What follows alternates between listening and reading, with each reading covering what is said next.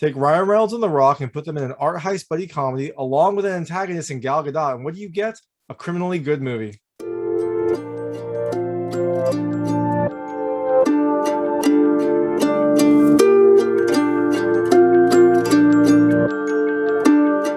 Hey everyone, this is David Stark from Watcher Pass, and I'm here to talk to you about Red Notice, which is coming to theaters on November 5th, 2021, and then it goes to Netflix on November 12th, 2021.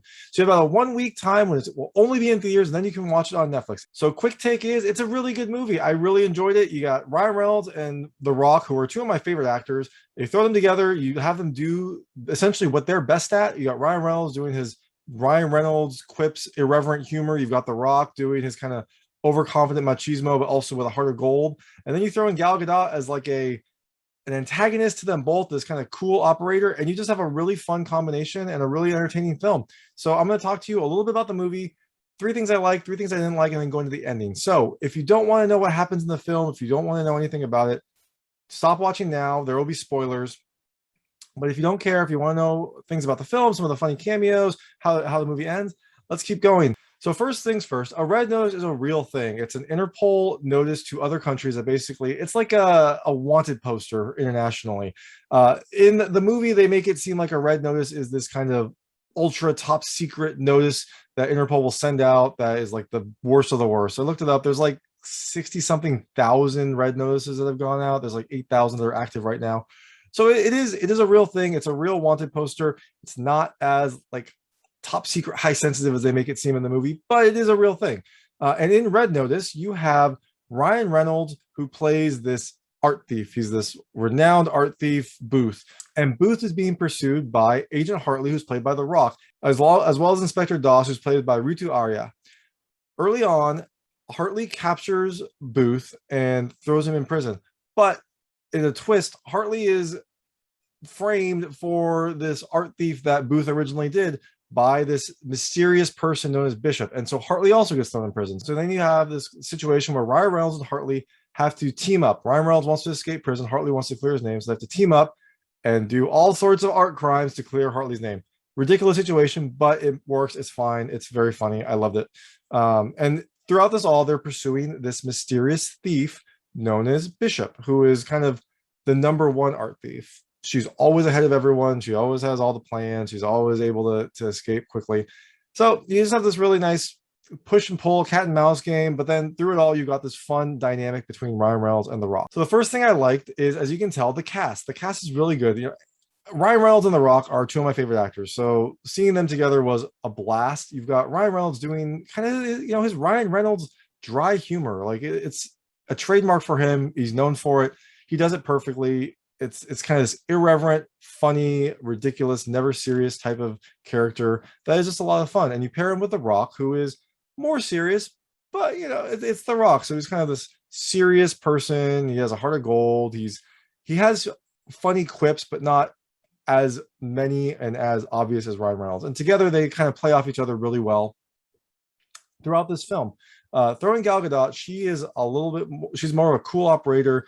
She always has a plan. She always is ahead of the game. And so the three of them are a lot of fun together. You got the kind of the pair of Ryan Reynolds and The Rock playing cat and mouse with Gal Gadot. And it's just a lot of fun. Like this film is just pure fun. And on top of that, you have the locales. This pair and eventually all three of them, as they're kind of pursuing each other, go all over the world in order to try to hunt down these eggs. So the ultimate scheme is to steal these Cleopatra gold eggs. I don't know why they're important. I guess they're just famous historical objects. But the whole point of both Booth, who's played by Ryan Reynolds, and Bishop, played by Gal Gadot, is to get these eggs. And so in order to track these down, they go all over the world. They go to Italy, Bali, they go to the Colosseum in Italy, they go to a fancy party, they go to Argentina, they go to a few other places as well. You really get a sense that they are going all over the place, and it leads to a nice variety of locales. Like this film never feels old because they're constantly traveling around to new places. And it makes it feel like a very big, grandiose heist. And the last thing I really loved is just the sense of humor, the comedy. You kind of expect that when you have Ryan Reynolds in a role. You get just his irreverent sense of humor, but there are just a lot of really funny laugh out loud moments, and there's a lot of really clever Easter eggs. Like one thing I liked is Ryan Reynolds' gin is aviation gin, and there's a scene where he's at his house trying to relax, and he pours himself some aviation gin. If you've seen aviation gin, it has this very distinct bottle, and you instantly pick it up. If you know Ryan Reynolds and you know his gin, it's kind of a nice little fun Easter egg. I assume he demanded it because it's his gin, but hey, it was fun to see. And cheers. And on top of that, you do have this kind of like Bond-esque feel to it. Hartley, played by The Rock, is not a super soldier, he's not like a super spy, but he does pursue Booth and eventually Bishop through some pretty crazy situations. It does feel a lot like a Bond movie, even though there aren't really secret agents. And so the film, I think, plays that up because there are some sound cues throughout that would feel just at home in a Bond movie. They also go to this like swanky party in these tuxes, which is why I'm wearing a tux, in order to try to steal one of the eggs. And so that has a very Bond feel. The whole film has this great sense of humor and this great use of kind of action movie spy tropes. And I really liked it. It played off each other and it made this film just feel really fun. Like this film is just all about enjoyment. And it made this film feel really fun and just really entertaining. Like it's a good movie just to sit down and enjoy. So I really like the film. I think you should see it. A few things that I didn't love, they're all minor, but they did kind of pop up. The first is the tech side of this. In one scene where they break into a vault, they have to use like a facial recognition system. And any good facial recognition system would have some sort of depth sensor, have either a 3D camera or like IR to bounce off the face so you can get the structure right. And they just kind of hold up an iPad, which has this deep fake technology so that it can change Ryan Reynolds' face into this character, Sotto Voce, who's the owner of this egg. But that's on a flat iPad. And so if you have any sort of good facial recognition technology, I don't think it would work. I think it would require something a little bit deeper, especially for a vault at this level. So I thought that was I thought that was a little off, but it doesn't really matter because they have to get in the vault anyways. So it works out fine. The second thing I didn't love is there's some bad CG. And if you know me, bad CG is kind of one of my pet peeves. And it's not a lot, but there are a few scenes that have bad CG. There's a bullfighting scene where the bull looks CG generated, and the Coliseum that they're in has a lot of computer effects. There is also the scene where a bridge blows up and the Rock kind of flies because of the explosion, flies and like grabs onto the bridge. That whole scene looks CG. Like the Rock's character moves very unnaturally. And then there's also a car chase scene that I noticed where the Jeeps, or I guess whatever the Jeeps that the people are driving, they look CG. The characters in them also move a little mechanically. They don't move naturally. And so I think that although the car chase itself did have some aspects that were filmed, there were some effects that were thrown in as well. So again, not a lot. And you really come to this to see the humor and the interactions between the main characters. So you're not going to really you're not going to be fazed by it, but it is something I noticed. And the last thing I didn't love, and this is just kind of, it felt a little bit annoying, is that both Inspector Doss and Bishop just kind of show up at the right time. You would think if these were master thieves and an investigator, that they would, check their six and make sure that they weren't being followed. But they always seem to get followed. They always they always seem to get outsmarted. But that's also part of the charm. It wouldn't be an interesting movie if they didn't kind of have this cat and mouse game. So I'll forgive it, but it was a little bit of it did feel like a trope, essentially. Now, going to the ending. The ending of this film, it's a fun ending. There's a lot of twists. So let's get started talking about the ending. So in the end, like I said early on, Booth and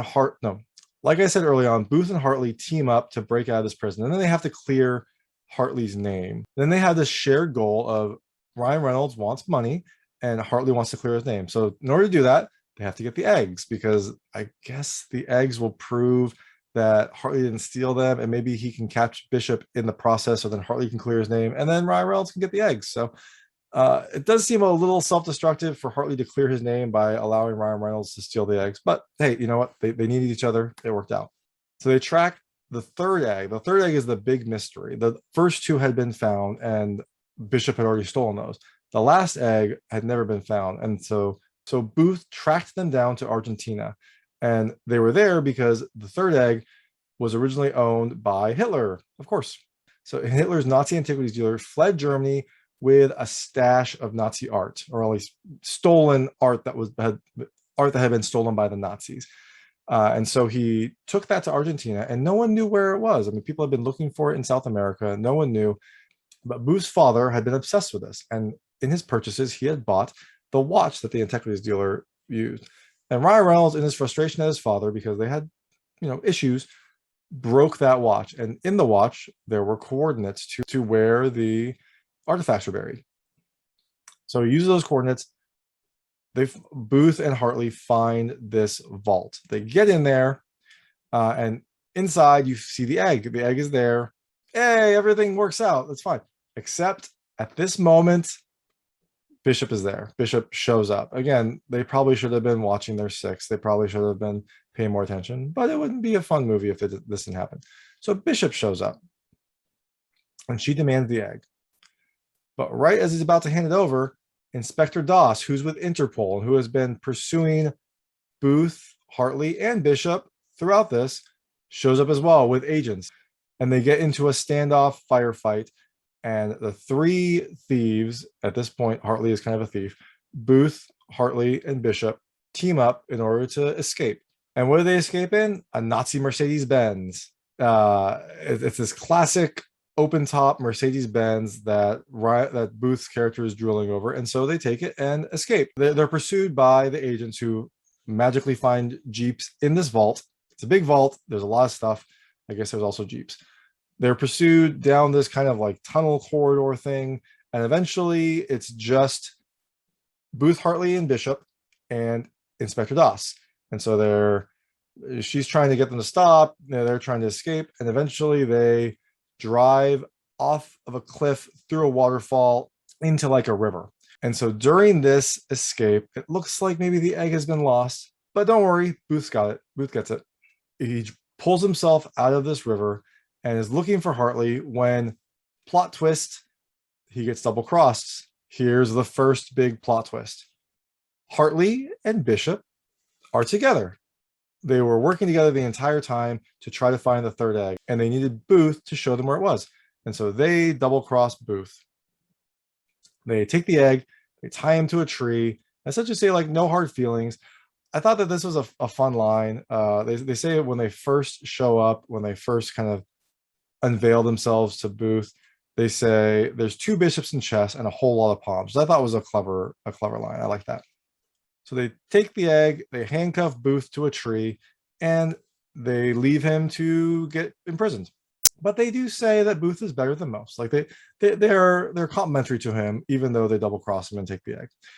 So then you fast forward to Cairo for a wedding. And this wedding, the father, who is apparently very rich, gives to his bride the 3 Cleopatra eggs. And Hartley and Bishop are at the wedding. They're kind of guests in the periphery to watch this. And after his daughter receives these eggs, Ed Sheeran has an appearance. So it was a fun cameo. There aren't a ton of cameos in this film. At least I didn't catch that many. But Ed Sheeran was a fun cameo because he's playing at this wedding, and the daughter gets very excited to see him. But as you would imagine, there are illegal eggs at this wedding, and so Interpol shows up and raids them and takes the eggs back. And Ed Sheeran gets a little aggressive, and so they arrest Ed Sheeran. Poor Ed Sheeran. I'm sure he'll be fine, but that was a fun scene overall. I really liked his cameo. Ed Sheeran seems to like doing fun cameos, kind of play off his ridiculousness, and I'm for it. I like it.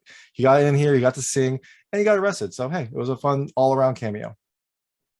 So now we fast forward to Sardinia, which I don't exactly know where that is, but it appears to be some sort of Caribbean or tropical location, because you have Bishop and Hartley living on a yacht. They're living off the money that they got from this egg heist because they escaped. Of course they escaped.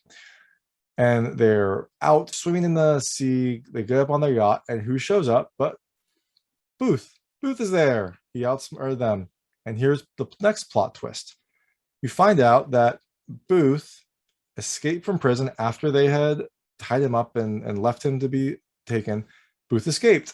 And Booth tipped off Interpol on where Hartley and Bishop's 300 million from the eggs was stashed, and so Interpol seized that money. After this, Booth proposes a new scheme to the pair.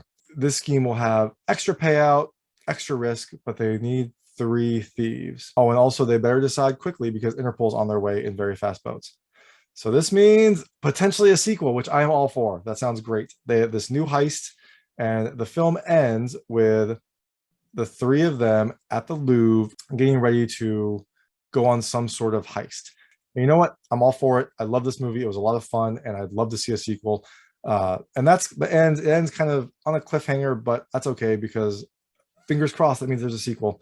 And then during the credits, there aren't any stingers, although there is a little line from Bishop at the very end. So if you go all the way to the end of the credits, Bishop has a little line. So that is Red Notice. It's coming to theaters on November 5th, 2021. I think it's a fun movie. It'd be a fun movie night in theaters. If you don't want to go to theaters, if you're not comfortable, or you just don't want to spend that money, you can wait for it to come to Netflix a week later. It comes to Netflix on November 12th, 2021. So I definitely think you should check it out. It's a lot of fun. And thanks so much for watching. If you like this review, please like and subscribe to this channel. It helps me out a lot. Make sure all my new content goes straight to you. And please check out my other content. I have other movie reviews, interviews, unboxing videos, and a weekly movie recommendation. Thank you.